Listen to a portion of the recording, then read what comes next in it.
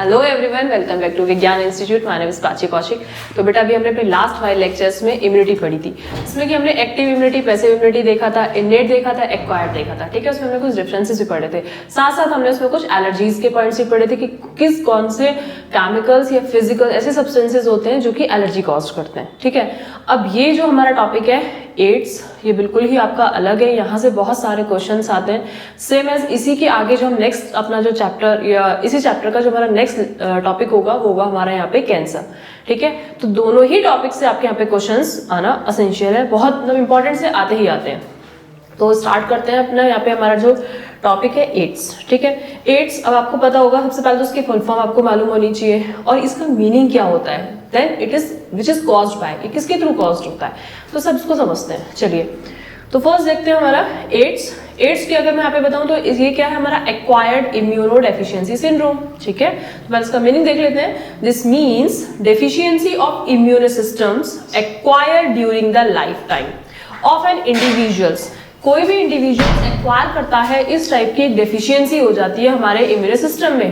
Clear, जो किसको indicate करती है, indicating it is not a congenital, ये कंजेंटियल डिसीजेज नहीं होती। ठीक है, आफ्टर डिसीजेज के बाद कॉज नहीं होती है। कैसे भी आप बोल सकते हो कि डेफिशिएंसी हो जाती है इम्यून सिस्टम में। क्लियर, तो ये तो हमने इसका मीनिंग देखा। चलिए, अब यहाँ पे इसका हम समझते हैं इसकी फुल फॉर्म क्या है और ये किसके थ्रू कॉज्ड हो रहा है। यहाँ पे आप देख रहे हो HIV। HIV आपको पता है ह्यूमन इम्यूनो वायरस होता है यहाँ पे। ठीक है, अब वायरस है तो नॉर्मल सी बात है क्या, उसकी डेफिशिएंसी होगी है ना। तो क्या है, ह्यूमन इम्यूनो की डेफिशिएंसी हो जाती है, उस वायरस की डेफिशिएंसी नहीं होती। ठीक है, वायरस तो उसको कॉज कर रहा है। आप बोलोगे ह्यूमन इम्यूनो का मीनिंग यहाँ पे इम्यूनिटी की डेफिशिएंसी हो गई है, immuno deficiency virus. Clear, while AIDS means acquired immunodeficiency syndrome। अब यहाँ पे हम एक चीज पढ़ते हैं इसमें कि syndrome, what is syndrome, syndrome क्या होता है। सिंड्रोम का आप बताओगे यहाँ पे अ ग्रुप ऑफ सिम्टम्स। ठीक है, सिंड्रोम मीनिंग होता है हमारे यहाँ पे a group of symptoms, a group of symptoms, it's called syndrome. ठीक है, जो भी हमारे सिम्टम्स शो होते हैं उसको हम क्या कह देंगे, एज अ सिंड्रोम बोलेंगे। Clear, next, it is disease of human immuno system, just minute, it is disease of human immuno system caused by the human immuno deficiency virus. आपको ये पता होना चाहिए कि ये क्या होता है, अ ग्रुप ऑफ वायरस से भी फॉर्म हो जाता है, इट्स कॉल्ड अ रेट्रोवायरस। यहाँ पे अगर आप इसको ये भी बोल दोगे कि ये आपका किससे हो रहा है, HIV से कॉज्ड हो रहा है। क्या हो रहा है, which is caused by HIV, AIDS. ठीक है, अब नेक्स्ट यहाँ पे अगर मैं बोलूँ कि अ ग्रुप ऑफ वायरस, या जब बहुत सारे वायरसेस का ग्रुप हो जाता है, इट्स कॉल्ड रेट्रोवायरस। जो मेन इसका वायरस है वो क्या है आपको यहाँ पे, रेट्रोवायरस। ठीक है, ये रेट्रोवायरस आ गया। नेक्स्ट देखिए, इसमें हम देखते हैं आगे ये अब किससे कैसे कैसे ये ट्रांसमिटेड होता है, कैसे ट्रांसफर हो रहा है। तो आप क्या बताएंगे यहाँ पे, the most common methods of transmission of HIV। यहाँ से आपसे डायरेक्टली इसकी फुल फॉर्म तो नहीं पूछी जाती। अगर आप सोचो आप छोटे बच्चे तो नहीं हो, है ना, कि आपसे HIV की फुल फॉर्म पूछेगा या एड्स की फुल फॉर्म पूछेगा। यहाँ से जो क्वेश्चन आते हैं 2 मार्क्स के, वो यहाँ से ये क्वेश्चन आते हैं कि उसके कौन कौन से कॉमन मेथड्स होते हैं या कौन कौन सी ऐसी ट्रांसमिशन मेथड है जिसके थ्रू HIV कॉज्ड होता है। तो आपको यहाँ पे ये पॉइंट्स उसमें बताने होंगे। तो फर्स्ट पॉइंट आपका क्या आता है, unprotected sex with an infected partner. जो भी इन्फेक्टेड पार्टनर होता है उसके साथ अगर अनप्रोटेक्टेड सेक्स किया जाए तो क्या होता है, एड्स कॉज हो सकता है। ठीक है, अब इससे प्रोटेक्शन करने के लिए क्या होना चाहिए, अवेयरनेस होनी चाहिए, नॉलेज होनी चाहिए। किस चीज की नॉलेज होनी चाहिए, यहाँ पे अभी 4th वाले चैप्टर में पढ़कर आए रिप्रोडक्टिव हेल्थ का।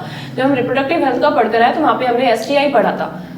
STI क्या था हमारा, सेक्सुअल ट्रांसमिटेड इन्फेक्शंस, एंड आप यहाँ पे STD भी बोल सकते हो, सेक्सुअल ट्रांसमिटेड डिसीज। तो एड्स आपकी STI के अंदर ही आता है। ठीक है, अगर हमें प्रॉपर एजुकेशन होगी, प्रॉपर अवेयरनेस होगी, नॉलेज होगी, तभी हम क्या कर सकते हैं, यहाँ पे इस चीज से हम बच सकते हैं। क्लियर, नेक्स्ट देखिए, नेक्स्ट में क्या आता है, sharing needles with infected person.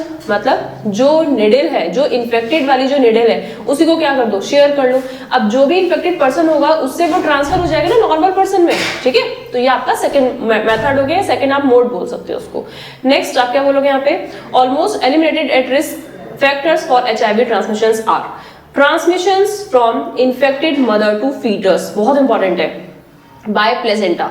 जब आपको पता है जो भी प्लेजेंटा होता है उसके थ्रू सारा न्यूट्रिशन, प्लेजेंटा है ना, सारा न्यूट्रिशन कहाँ जाता है, उस फीटस में जाता है थ्रू द मदर के थ्रू।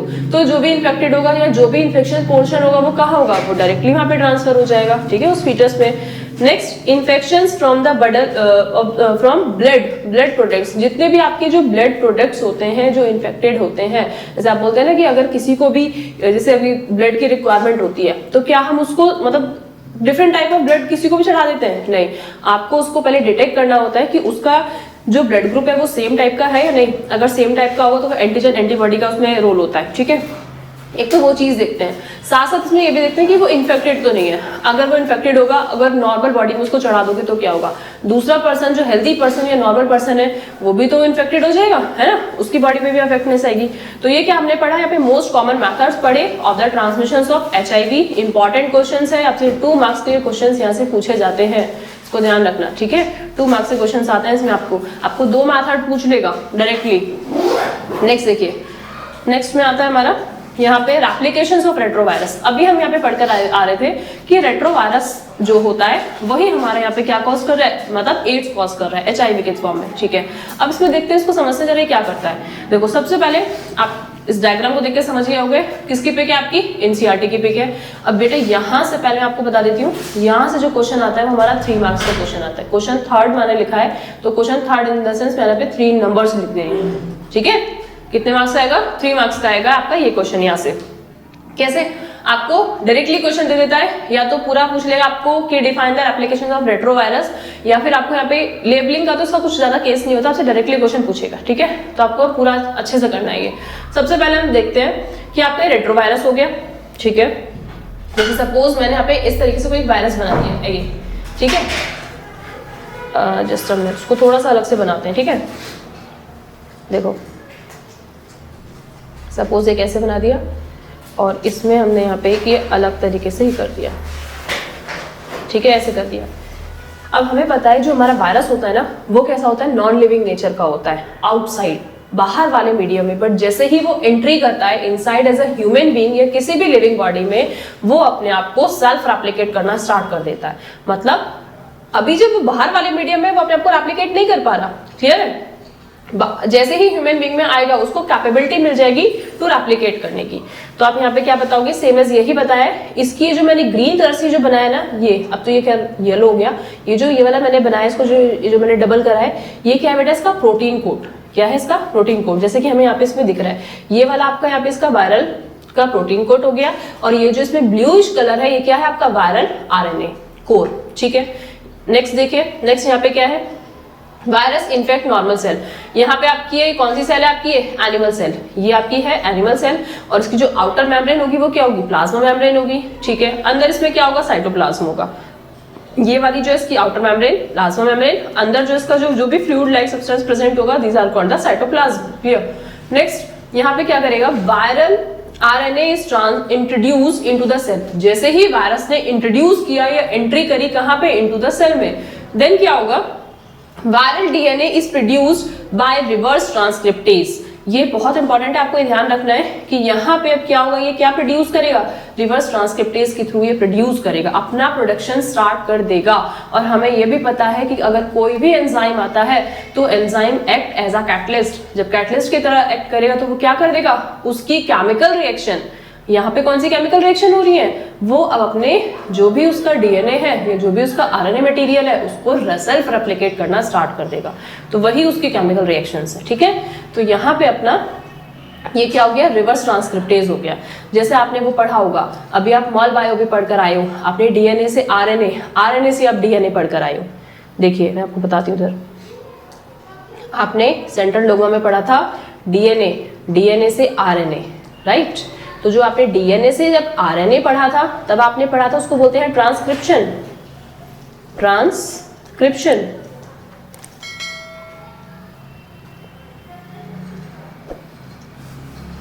ठीक है।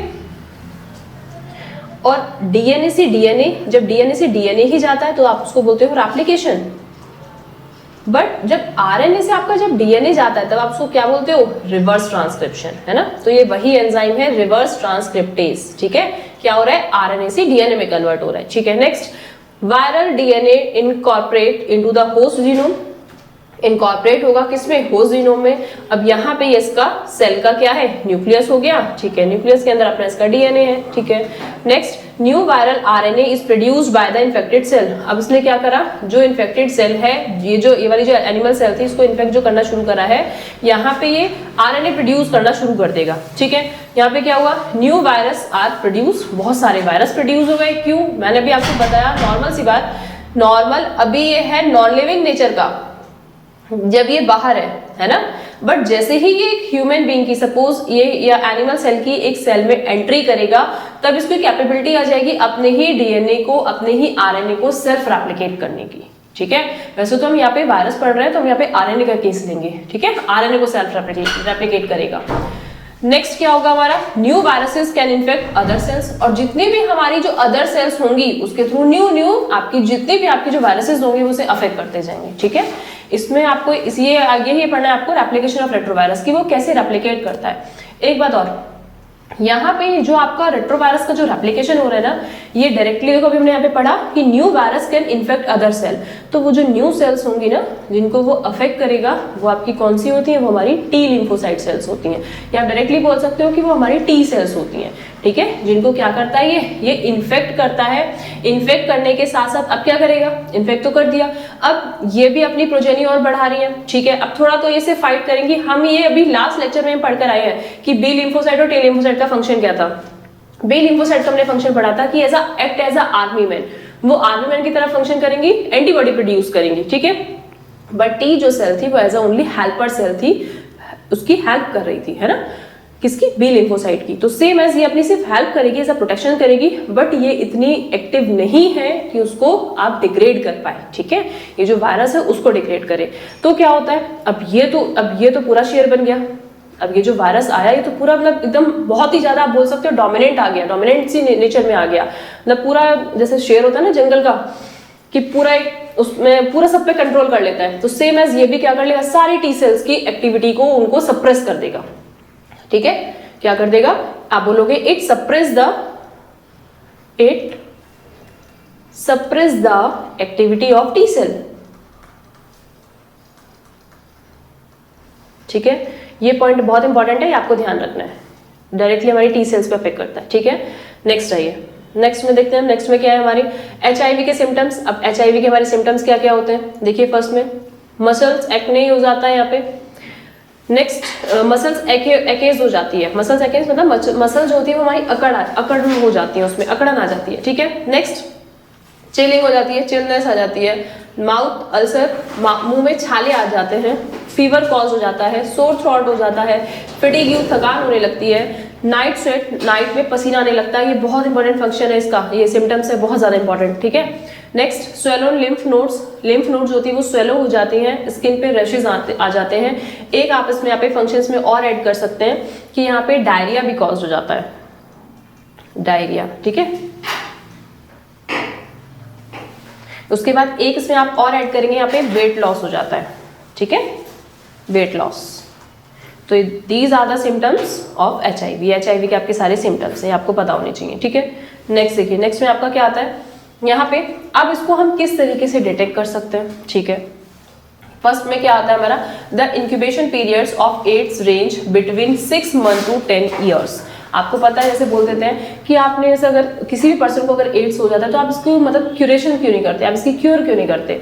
आपको पता है कि एड्स का या कैंसर के भी अगर हम बात करेंगे तो क्योर जो होती है वो मतलब आप बोल सकते हो क्योर ज्यादा टाइम से नहीं पता चल पाती। क्यों, इसकी प्रिवेंशन ही ज्यादा बेस्ट ऑप्शन है। क्योर मतलब इतना नहीं हो पाता क्योंकि इतने जल्दी इसकी जो सेल्स होती हैं या जो इसका डेवलपमेंट ऑफ सेल्स होता है वो इतनी जल्दी रिकॉग्नाइजेबल ही नहीं हो पाता, ठीक है। तो ये क्या है बेटा, 6 मंथ टू 10 ईयर्स के बीच में होता है इसका एड्स का जो रेंज होती है, इंक्यूबेशन पीरियड्स।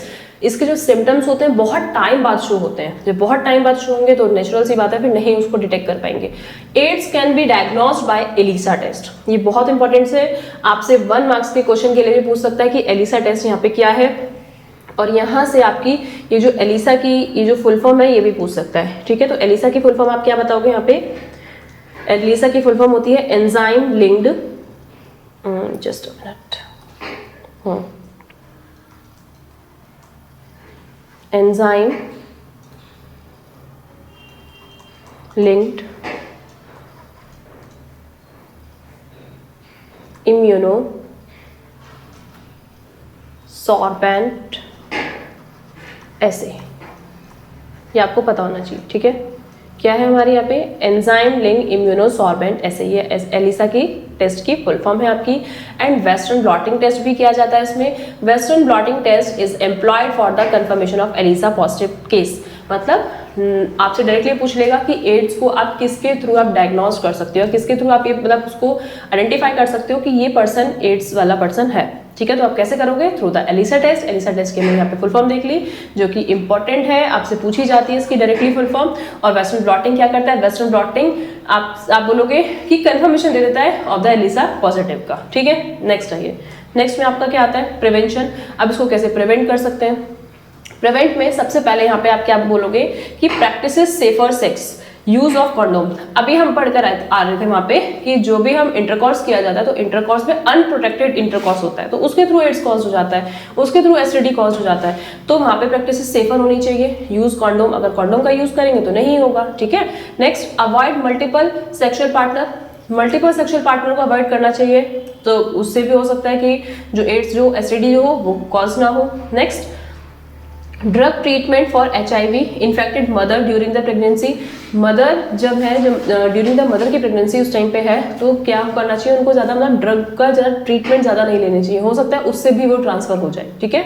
नेक्स्ट आता है इसमें यहाँ पे never share needles, always use स्ट्राइल needles. हमेशा सिंगल जो आपकी जो स्ट्राइल निडल्स होती है हमेशा उसी को यूज करना चाहिए, ठीक है। जो कैसी होती है आपकी, आप बोल सकते हो नॉर्मल हो सकती है या फिर अनइन्फेक्टेड वाली होती है, ठीक है।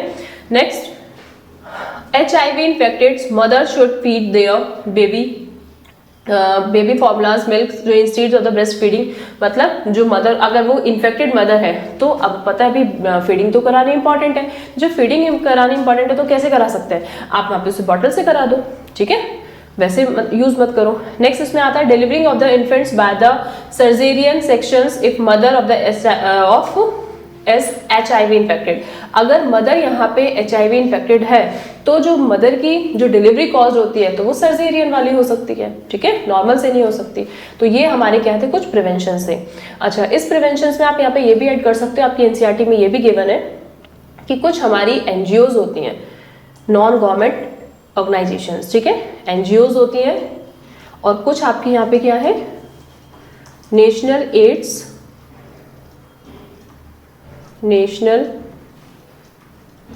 ऑर्गेनाइजेशंस, ठीक है।